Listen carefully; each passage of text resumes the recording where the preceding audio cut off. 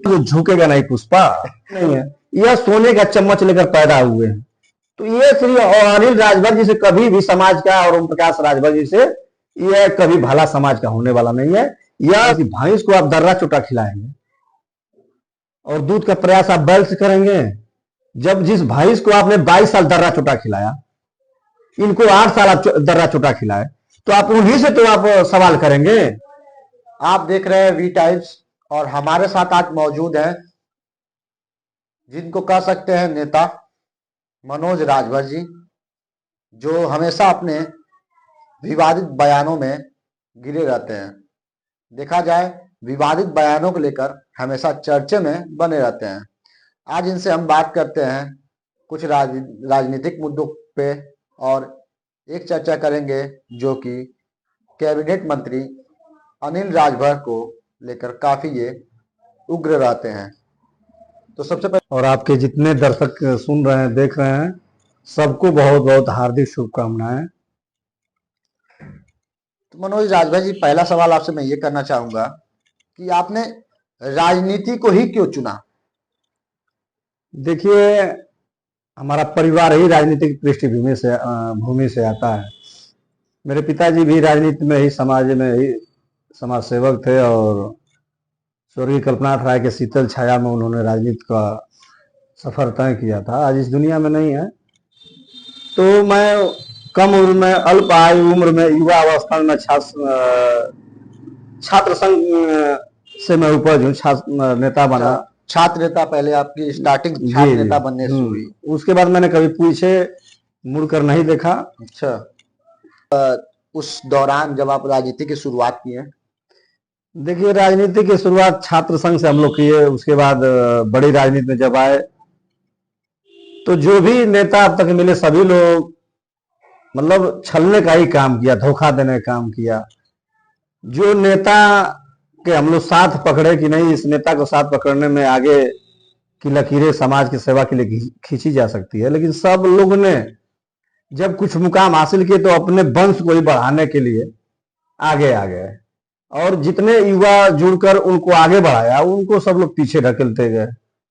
तो राजनीति इतनी अब गंदी हो चुकी है कि लोग आप तो रहे हैं और तमाम कसमें वादा खाएंगे, लोगों को जोड़ेंगे, और जब जुड़कर जब सिंडिकेट एक तैयार हो जाएगा तो फिर वो लोग पीछे नौजवानों को छोड़ देते हैं। जैसे मैं श्री ओम प्रकाश राजभर जी हमारे समाज के नेता हैं, श्री अनिल राजभर जी नेता हैं। दोनों लोग के साथ मैंने काम करके अनुभव मैं प्राप्त किया हूँ। ये दोनों नेता की एक सोच है कि हजारों नौजवानों को बलि का बकरा चढ़ाओ, उसके बाद अपने एक विधायक बन जाओ। उसके बाद जब लोग स्थापित हो जा रहे हैं तो फिर अपने वंश को आगे बढ़ाने के लिए इस बात पे आपको 1 मिनट के लिए रोकूंगा। बकरा बनाते हैं लोग, लेकिन ओम प्रकाश राजभर आपकी बातों से सिर्फ एकदम विपरीत बात किए हैं। वो कहते हैं कि नौजवानों को रोजगार के लिए हम चलते हैं, और देखा जाए तो राजभर समाज का झुकाव कहीं ना कहीं ओम प्रकाश राजभर प्रति कुछ ज्यादा ही रहता है।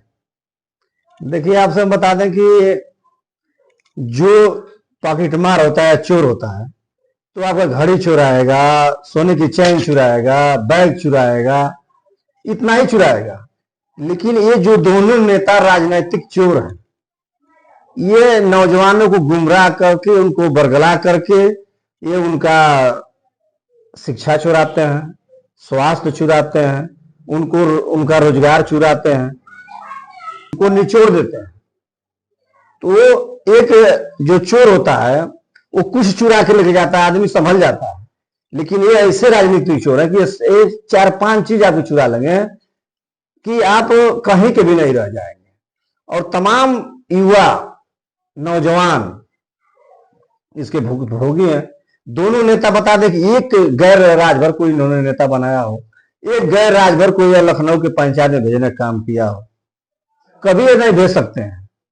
इनको सिर्फ बस कैसो अपना वंश इसमें आगे बढ़ जाए, जो कि समाज ने इन लोग को इतना तक पहुंचा दिया है। जैसे हमारे राजभर समाज में एक आईएएस नहीं है, अब तक एक आईएएस पूरे इस हिंदुस्तान में नहीं है।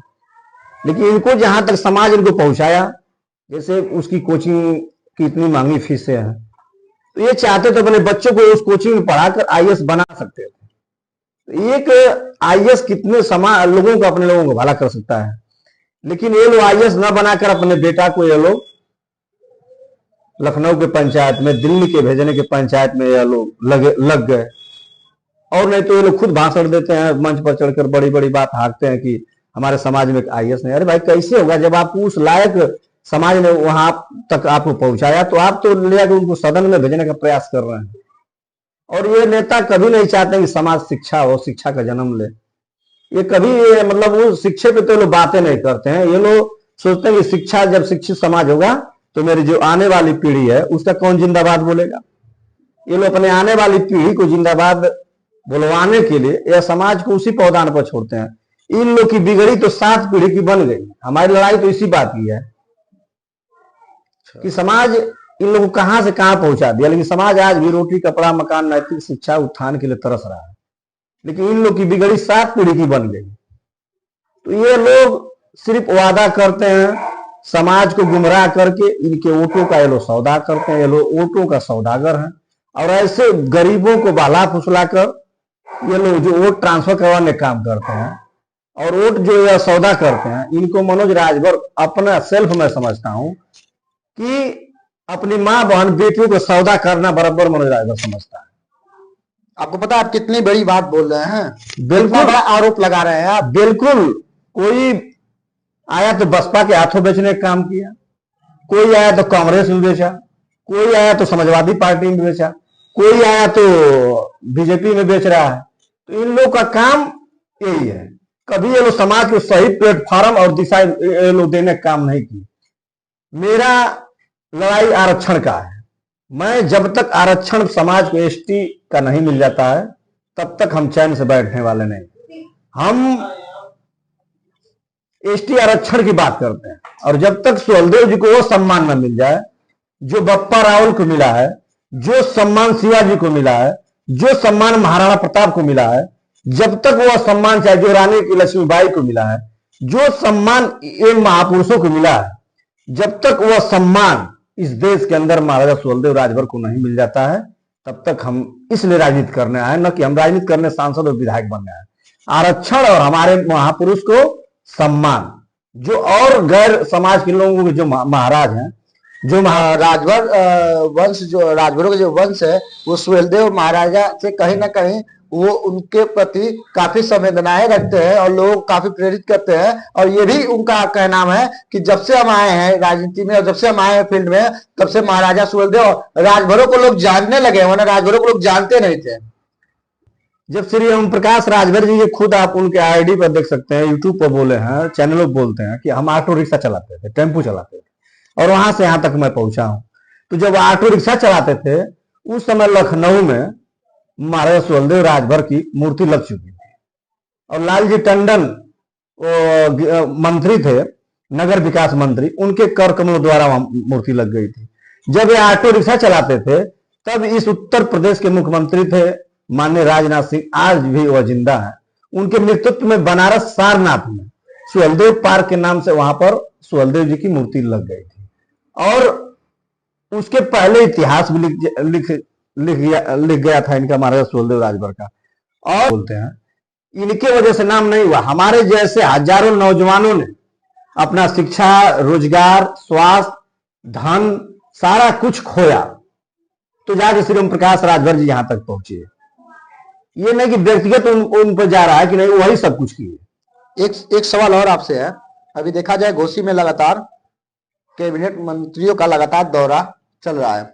इसी बीच आपका कई वीडियो अभी वायरल हुआ था सोशल मीडिया पे जिसमें आप अनिल राजभर को लेकर काफी नाराजगी जाहिर कर रहे थे। और अभी हाल ही में राजभर समाज को लेकर एक कार्यक्रम हुआ था घोसी के जूनियर हाई स्कूल में जिसमें मुख्य अतिथि अनिल राजभर थे, जिसके बाद आप काफी उग्र हो गए सोशल मीडिया पे। ऐसा क्या कारण है, ऐसी कौन सी ऐसी बातें हैं जो आप में और अनिल राजभर में काफी दूरी बनाई हुई है? देखिए, आपके चैनल के माध्यम से ये मैं बताना चाहता हूं अपने खास करके समाज के लोगों को कहती है कि मनोज राजभर जी सिर्फ राजभर का विरोध करते हैं, कभी श्री ओम प्रकाश राजभर जी का, कभी श्री अनिल राजभर जी का। ये बताइए कि श्री ओम प्रकाश राजभर जी 22 साल से और 8 साल से लगभग समथिंग श्री अनिल राजभर जी सरकार में है और 22 साल से यह समाज को बेच खसोट लूट खसोट रहे हैं। तो ये बताइए कि जब हम इनको क्यों कोसते हैं, कि आप ये बताइए उदाहरण के तौर पर कि भैंस को आप दर्रा चोटा खिलाएंगे और दूध का प्रयास आप बैल से करेंगे, जब जिस भैंस को आपने 22 साल दर्रा चोटा खिलाया, इनको 8 साल आप दर्रा चोटा खिलाए, तो आप उन्हीं से तो आप सवाल करेंगे कि हम जाए सवाल करने स्वर्गीय सुखदेव राजभर से, जो जो बीत गया उससे हम जाए सवाल करने। हम सवाल दूसरे से क्यों करें? ये जब समाज के ठेकेदार हैं, समाज राजभर समाज के नाम पर, राजभर समाज का जो कोटा होता है, उस कोटे के नाम पर यह लोग मंत्री बनते हैं, सरकार में सम्मिलित होते हैं, तो इसलिए इन्हीं से सवाल जवाब किया जाएगा। जैसे श्री अनिल राजभर जी कटिंग मेमोरियल के मैदान में वाराणसी, इन्होंने अमित शाह जी उस समय प्रदेश के प्रभारी थे, उस प्रदेश प्रभारी कार्यकाल में ये ज्वाइनिंग लिए तो आरक्षण के नाम पर लिए कि गरीबों, समाज के लोगों, राजभरों, उत्तर प्रदेश में भाजपा की सरकार बनवा दो। उस समय माननीय अखिलेश यादव मुख्यमंत्री थे उत्तर प्रदेश के, तो उस समय प्रभारी थे, गांव गांव धूल फाक रहे थे अमित शाह जी, सरकार को एड़ी चोटी लगाए थे बनाने के लिए। जब ज्वाइनिंग में ये इस तरह से वादा किया कि तुम्हारा अक्षर, तुम्हारे चौखट और तुम्हारे दरवाजे तक तुम्हारा बखरा मैं पहुंचाऊंगा। अब तक 2 बार सरकार रिपीट भी हो गई दूसरी बार, लेकिन अब तक हमारे आरक्षण पर कोई सरकार कोई बात नहीं कर रही है। यहां तक कि माननीय उच्च न्यायालय का यह अवहेलना भी कर रही है, उनके जो भेजी है उसको प्रस्ताव को भी नहीं भेज रहे हैं कि केंद्र गवर्नमेंट को भेजें। इस चीज का लेकर हम लोग उग रहे हैं ना, कि हमारा कोई व्यक्तिगत, कोई जातिगत ओम प्रकाश राजभर जी से और श्री अनिल राजभर से कोई दुश्मनी नहीं है। श्री अनिल राजभर जी एक विधायक पुत्र हैं और यह गरीबी तो देखे नहीं है, यह सोने का चम्मच लेकर पैदा हुए हैं। तो ये श्री अनिल राजभर जी से कभी भी समाज का और ओम प्रकाश राजभर जी से यह कभी भला समाज का होने वाला नहीं है। यह सिर्फ सत्ते के नशे में लोचूर है, सिर्फ अपने वंश को आगे बढ़ाने के लिए यह राजनीति में उतरे हैं, यह समाज को बेच रहे हैं और इनको उजागर करने के लिए मैं संघर्ष करता हूं, और जब तक मेरे शरीर में सांस रहेगी तब तक मैं संघर्ष करूंगा। चलिए, ये तो राजनीतिक कुछ बातें आपसे मैं ये कहना चाहूंगा कि आपने अभी एक सोशल मीडिया पे एक अपनी गाड़ी के बोनट पे खड़ा होकर वो पुष्पा वाला वो सीन दिया था आपने, और पुष्पा वाला गाना, क्या डायलॉग था उसको किस तरीके से आपने, क्या इतना अच्छा लग गया पुष्पा आपको?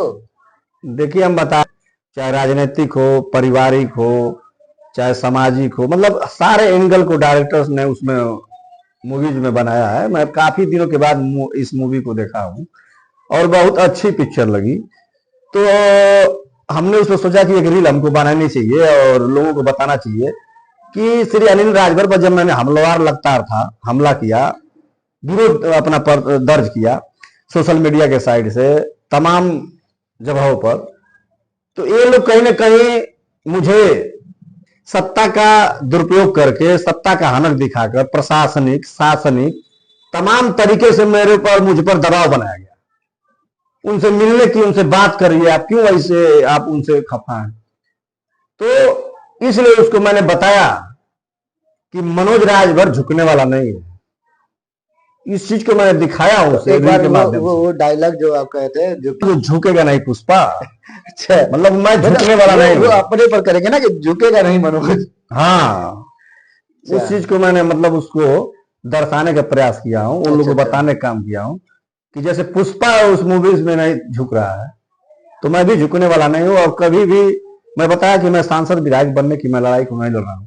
हमारा समाज आप उठाकर देख लीजिए कि भारत की आजादी के बाद अगर जो जितनी जातियां यहाँ भारत में निवास कर रही हैं, सबसे बदतर स्थिति मेरे राजभर समाज की है। और राजभर समाज के सारे नेता सिर्फ वोट बरगला कर लेते हैं। तो अब उसको हमको रोकना है, और जो मेरी बात को करेगा, चाहे वो कोई दल हो, इससे कहीं ना कहीं दूर है, क्योंकि वही एक राजनीतिक ऐसी चाबी है, ऐसी वो चाबी है कि उसी ताले से खुलकर समाज को हिस्सा बखरा उनके घर और उनके चौखट तक पहुंचाने का काम हुआ। लेकिन ये दोनों नेता सिर्फ अपने लिए जी रहे हैं। ये जब सरकार में नहीं रहेंगे तो तमाम वादे और घोषणाएं करेंगे, तमाम समाज की बात करेंगे। ये दोनों नेता एक भी काम जो बता दें कि ऐसी कोई उन्होंने काम किया, वो दीप जले जो समाज के हर घर में वो रोशनी पहुंच सके, एक भी लोग काम नहीं किए। और ये जो कुछ नौजवानों को ये लोग बरगला कर, गुमराह करके, उन नौजवानों को मैं आपके चैनल के माध्यम से अपील करना चाहता हूं कि मुझसे करीब होगा जितने आज कुछ नौजवान उन पर गुमान फेर रहे हैं, उन नौजवानों को मैं आपके चैनल के माध्यम से अपील करना चाहता हूं कि श्री अनिल राजभर को 2007 से लेकर 2022 तक इतने करीब से देखा हूं कि इसमें जिस नौजवान की शादी हुई होगी वो नौजवान अपने पत्नी को भी उतना करीब से नहीं देखा होगा। जैसे मैं उदाहरण दे रहा हूँ, उतने करीब से मैं श्री अनिल राजभर जी को देखा हूँ। और इस धरती पर जो सर्वे होगा जब कभी 100 साल 200 साल बाद, 500 साल बाद, 50 साल बाद, तो निश्चित श्री अनिल राजभर जी सबसे घटिया अब तक के नेता निकलेंगे, समाज का अगुआ, समाज को दिशा देने वाले। और श्री अनिल राजभर जी सिर्फ अपना और उनके गाड़ी में कौन बैठ के चलता है किस समाज को, समाज का मैं नाम नहीं लूंगा। आप देख सकते हैं वो पूर्वांचल में रहते हैं तो 2-4 राजभरों को लेकर चलते हैं। जब से ये 27 जनपदों से बाहर जाते हैं, पश्चिमी में चले गए, बंबई चले गए, दिल्ली चले गए, सारे वो लोग अपर कास्ट के लोग रहते हैं जिनके खौफ से हम इनको बना रहे हैं, उसी को लेकर घूमते हैं। तो समाज की मैं जिसके खौफ है उसी को हम बनाकर उसका मैं बन जाऊं। यही कारण है आज घोसी लोकसभा बैकवर्ड हारा। यही घोसी विधानसभा के लोग घोसी लोकसभा के बैकवर्ड पिछड़े पीडीए के लोग जब इन लोग को चुनाव जिताया, बैकवर्ड को लोग, ये लोग अपर कास्ट को लेकर जिससे डर कर इनको हम लोग बनाते हैं कि हमारी सुरक्षा रक्षा करेंगे, ये लोग उन्हीं को लेकर अपने गाड़ी में घूमने लगते हैं, उन्हीं को ठेका पट्टा देते हैं, उन्हीं को सारी सुविधा देते हैं। उनके घर पर जाकर 5 घंटा 4 घंटा दावत तोड़ेंगे, मुर्गा मसल्लम खाएंगे। तो क्यों नहीं, हम क्यों भाई, हम पागल हैं? हमारा समाज पीडीए पागल है? नहीं। यही कारण है कि अब जाति का बंधन टूटेगा। इन लोग का इन लोग कर्म इन लोग को लेकर डूब गया। चलिए, बहुत बहुत धन्यवाद आपका जो आपने अपना कीमती वक्त हमारे वी टाइम्स चैनल को आपने दिया। बहुत बहुत नमस्कार। तब तक